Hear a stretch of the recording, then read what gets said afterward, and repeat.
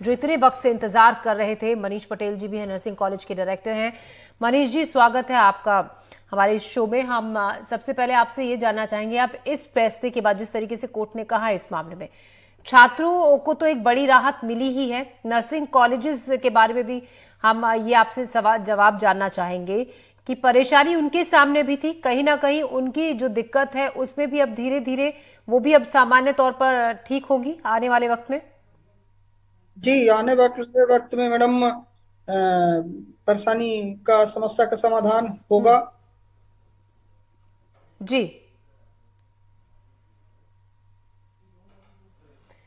मनीष जी, आपके पास लौटेंगे। हमारे सहयोगी समीर खान भी हमारे साथ जुड़े हुए हैं, उनके साथ कुछ स्टूडेंट्स भी हैं।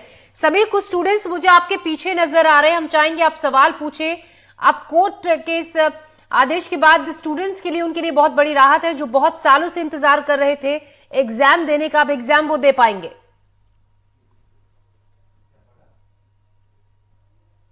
एनडीटीवी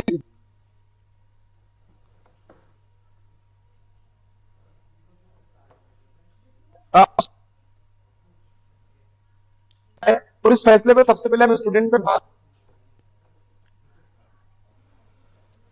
समीर, हम आपके पास लौटेंगे, आपकी आवाज साफ नहीं पहुंच रही है हम तक, कोई तकनीकी दिक्कत के चलते। हम एक बार फिर से रुक कर लेते हैं संजीव, हमारे सहयोगी का।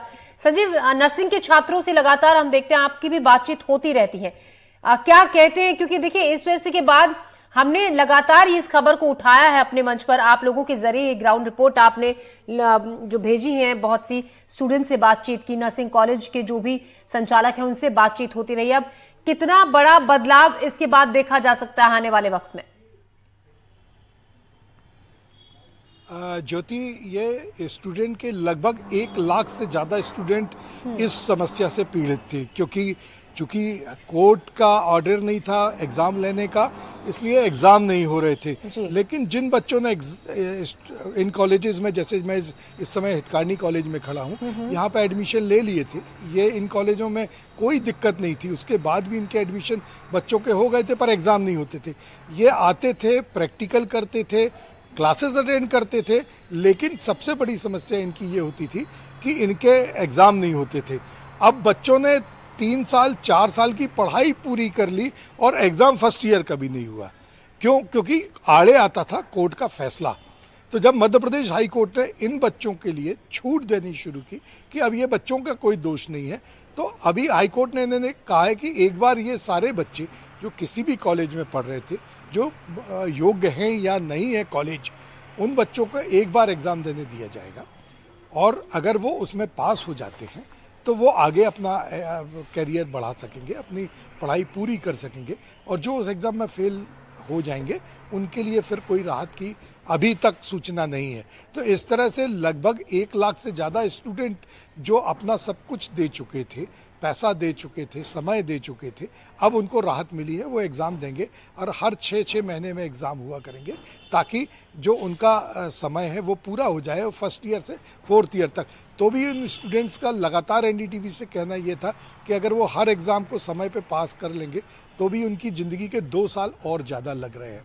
और 2 साल सामान्यतः ज्योति, ये बच्चे जो होते हैं ये सामान्य घरों के बच्चे होते हैं, और इन बच्चों के साथ ये होता है कि ये बच्चे अपने माँ बाप की बहुत मेहनत की कमाई लेके आते हैं नर्सिंग का काम करने के लिए, और इनके जब एग्ज़ाम नहीं होते तो ये बहुत परेशान होते हैं। हालांकि ये एग्ज़ाम की अभी छुट्टियां हैं, कुछ बच्चे पीछे हमारे पास जुड़ने वाले हैं, बहुत जल्दी वो आ जाएंगे, उन्हें हॉस्टल से बुलाया गया है। तो मैं उनसे भी आपकी बात कराऊंगा कि आखिर ये क्या हुआ, इनके लिए कितनी खुशी की बात है।